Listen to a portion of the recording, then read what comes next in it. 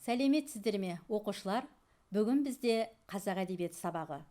Сабағымыздың тақырыбы Әбіш Кекілбаевтың «Аңыздың ақыры» романы, шығармадағы тарихи тұлғалар, тарихи оқиғалар. Сабағымыздың мақсаты шығарманы мазмұндас туындылардың үлгілерімен салыстырып, тарихи және көркемдік құндылығын бағалаңыз. Әбіш Кекілбаевтың «Аңыздың ақыры» романы психологиялық, философиялық роман. Роман Қызыл алма, мұнара, махаббат және аңыздың ақыры деген 4 бөлімнен тұрады. Шығармадағы негізгі кейіпкерлер әмірші, кіші ханым, сәулетші шебер. Бұған қоса ұлы ханым, күтуші кемпір, бас сәулетші негізгі кейіпкерлерді ашу үшін қолданылған жанама кейіпкерлер. Шығарма мазмұны әлемге танымал тұлға, тарихта ерекше орны бар моңғол және түркі тектес халықтарының әміршісі Әмір Темірдің басынан өткен оқиға жайында сыр шертеді. Жазушы «Аңыздың ақыры» романында пайдаланылған материалдар мен дерек көздер туралы былай дейді. Аңыздың ақырының жазылуына Бибі-ханым мешітіне байланысты хикаяның түрткі болғанын әдеби сын орынды айтып жүр. Ақсақ Темірдің өзі жазып қалдырыптымыс делінетін Ақсақ Темірдің өмірбаяны, Ақсақ Темірдің ғибадатнамасы еңбектерінде, сарай шежірешілерінің мадақ шығармаларында, сол тұста Самарқандта болған Еуропа мемлекеттері елшілерінің жазбаларында келтірілген деректердің пайдаланылғаны рас. Бірақ романда нақты Ақсақ Темірдің емес, сол замандағы шығыс деспотының, дәлірек айтқанда деспотизмнің жиынтық бейнесін жинақтауды мақсат тұттым дейді. Романға негіз болған Бибі-ханым мешіті 14-15 ғасырға жатады. Мешіт құрылысы 1399 жылы басталып, 5 жылға созылған. Осы әдемі күмбезді мешіт туралы ел жадында сақталған аңыз бар. Әмір Темір алыс жорықта жүргенде, Бибі-ханым әміршісін қуанту және таң қалдыру мақсатында мешіт салдыруды мақсат етеді. Ол үшін елге ең үздік сәулетшілерді жинайды. Мешіт тез-ақ бой көтерген. Бірақ Бибі-ханым мешіт құрылысын тезірек бітіруді тапсырып, бас сәулетшіні асықтыра береді. Өйткені әміршінің елге оралатын уақыты жақындап қалады. Сонда жас сұлудың көркі мен шырайына қызыққан бас сәулетші, егер мешіт уақытылы бітсін десең, бетіңнен бір сүйгіз деп шарт қояды. Бибі-ханым ашуланып, неге маған қадалып қалдың? Мен өзің қалаған кез келген күңімді беремін. Мынау әр түске боялған жұмыртқаларға қарашы. Бұлардың түр түсі әртүрлі болғанмен, жарып жіберсең бәрі бірдей. Біз әйелдер осындаймыз дейді. Сонда бас сәулетші, мынау шыны ыдысқа құйылған ақ шарап пен суға қарашы, бұлардың да түр түсі бірдей. Бірақ ішсең, бірі өзінің уытымен күйдіреді, ал екіншісінің дәмінде сезбейсің. Махаббат деген осындай дейді. Ал Бибі-ханымның сәулетшінің шартымен келіспеуге амалы қалмайды.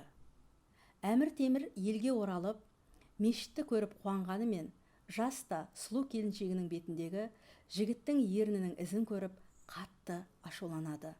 Бибі-ханым барлық шындықты айтып береді.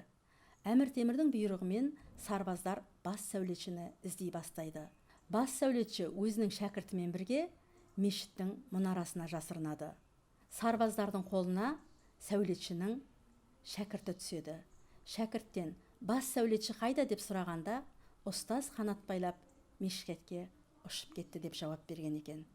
Қымбатты балалар, сіздерге аңыз ұнады ма?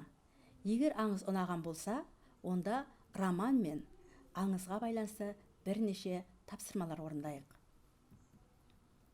Аңыздың ақыры романы мен тарихи аңыз желісінің айырмашылығы қандай? Қос парақ кестесін толықтыру арқылы айырмашылықтары мен ұқсастықтарын салыстырыңыз. Аңыз Бибі-ханым салдырған мұнара құрылысы жылға созылады. Роман әмірші жыл бойы жорықта жүрді. 100 000 аттың тұяғының баспаған жері жоқ. Аңыз Бибі-ханымға бас сәулетші болады. Роман кіші ханымға сәулетші шебер болады. Аңыз Бибі-ханым сәулетшінің айтқанына. Роман кіші ханым өзінің кигізіп бір жібереді. Аңыз әмірші шындықты біледі.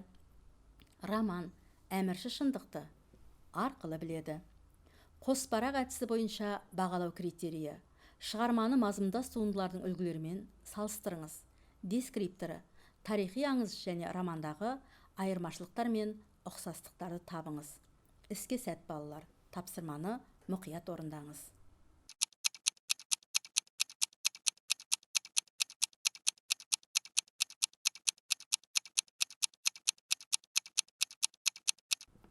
Жарайсыздар, бәрекелді балалар. Қоспарақ әдісі тапсырмасының дұрыс жауабымен өз жауабыңызды салыстырып көріңіз. Аңыз: Бибі-ханым салдырған мұнара құрылысы 5 жылға созылады. Романда әмірші 4 жыл бойы жорықта жүрді. 100 000 аттың тұяғының баспаған жері жоқ.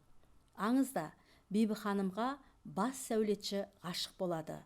Романда кіші ханымға сәулетші шебер ғашық болады. Аңызда Бибі-ханым амалсыз сәулетшінің айтқанына көнеді. Романда кіші ханым өзінің киімін кигізіп, бір қызметші қызды жібереді. Аңызда әмірші шындықты ханымның өзінен біледі. Романда әмірші шындықты құрт түскен алма арқылы біледі. Жазушы тарихи жанрға қалам тартып отырғанмен, шығармада бірде-бір тарихи датаға, жер-су атауларына, фактіге, нақтыларға бойламайды. Шығармада айтылатын Алмасханның қай әмірші, Байтақ шаһарының қай қала, Машырық және Күнге елінің қай ел екендігі туралы түсіндіріп жатпайды. Әйтсе де, оқырман жазушының суреттеуі мен сипаттауынан ақ олар туралы өз болжамын жасайды дейді әбіштанушы ғалымдар. Олай болса балалар, тағы да тапсырма орындайық. Шығармадан алынған үзінділердің тарихи деректермен байланысын сәйкестендіріңіз. Шығармадан үзінді: Ол не болса да Байтақ шаһарының өзіне сармасадай самсаған қалың қолымен кірмек. 3 тарапты табанына таптап келе жатқан әміршілерін халық өз көзімен көріп, айбынып қалсын. Машырықтан келген елшіні әмірлер мен қолбасыларға, тіпті өзінің балаларына да жуыттырмай қойғанды. Ат тұяғы жетер жерде бұның қоласына қарамаған жалғыз-ақ ел бар. Тісін көптен қайрап жүргенімен оларға кезек енді келген сияқты. Мінекей, алдында күнбатыстың талай елінің қазынасында жатқан алтын мен асылды теңдеп ап бара жатқан. Осыдан 10 жыл бұрын Күнге еліне жорыққа аттанарда диуана пікірі екі айырылды. Тарихи деректер: Әмір Темір 1395 жылы Терек өзенінің бойында Тоқтамыспен соғысады. Тоқтамыс жеңіліп, қашып құтылады. Темір Астрахан қаласын алады. 1386-1387 жылдары Хамадан мен Тебризді бағындырады. Исфахан қаласын, яғни Иранды алады. Әмір Темір 1370 жылы астанасы Самарқанд болған ірі мемлекеттің билеушісі болып жарияланады. 1405 жылы Қытайға жорыққа шыққан жолда қайтыс болады. Сәйкесін тап әдісі бойынша бағалау критерийі: шығарманың тарихи құндылығын айқындаңыз. Дескрипторы: шығарма үзінділерін тарихи деректермен салыстырып сәйкестендіріңіз. Балалар, сіз тарихтан қаншалықты жақсы білесіз? Өз біліміңізді көрсетер сәт туды. Ендеше тапсырманы ұқыптылықпен орындаңыз. Сәттілік тілеймін.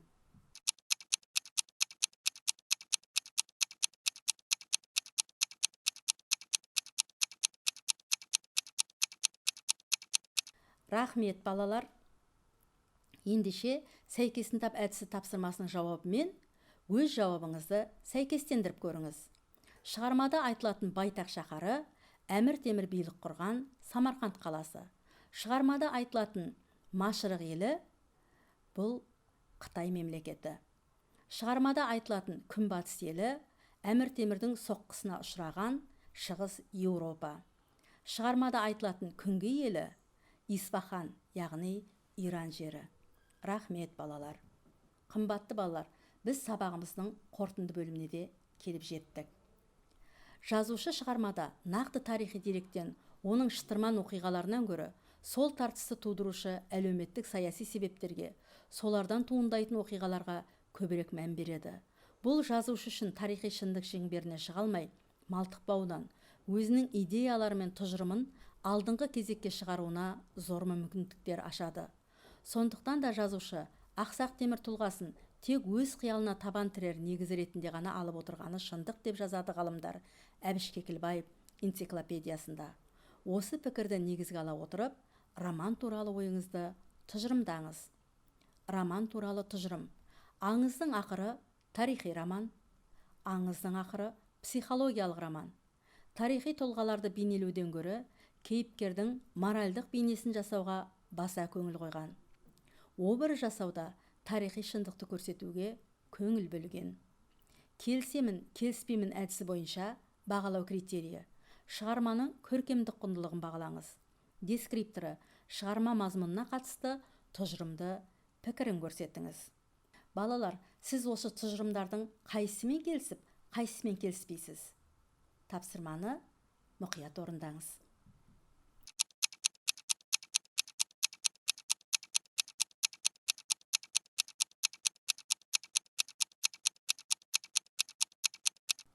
Рахмет балалар, бәрекелді, жарайсыздар. Келісемін, келіспеймін әдісі бойынша тапсырманың ықтимал жауабымен таныс болыңыздар. Аңыздың ақыры тарихи роман. Келіспеймін. Аңыздың ақыры психологиялық роман. Келісемін. Тарихи тұлғаларды бейнелеуден гөрі кейіпкердің моральдық бейнесін жасауға баса көңіл қойған. Келісемін. Образ жасауда тарихи шындықты көрсетуге көңіл бөлген. Келіспеймін. Қымбатты оқушылар, біз бүгін сабағымыздың өн бойында романды тарихи аңыз желісіменен салыстырып ұқсастықтар мен айырмашылықтарын таптық. Шығармадағы тарихи деректерді анықтадық. Шығарманың көркемдік құндылығын бағаладық. Олай болса, сабақ өз мақсатына жетті. Ендеше дәптерімізді ашып, үй жұмысын белгілеп алайық. Үй жұмысы. Шығарманың аңыздың ақыры аталу себебі не? Алмасқан образын суреттеу арқылы қаламгер не айтқысы келді? Жазушының адам психологиясын талдаудағы шеберлігі қандай? Осы сұрақтарға жауап бере отырып, роман туралы өзіндік ой тақырыбында 100 сөзден тұратын эссе жазыңыз. Үй жұмысы бойынша бағалау критерийі. Роман мазмұны мен шешімін қорытындылаңыз. Дескрипторы, шығармадан алған әсеріңізді жинақтап жазыңыз. Сыни көзқарасыңызды білдіріңіз. Қымбатты балалар, осыменен бүгінгі біздің сабағымыз аяқталды. Сау болыңыздар.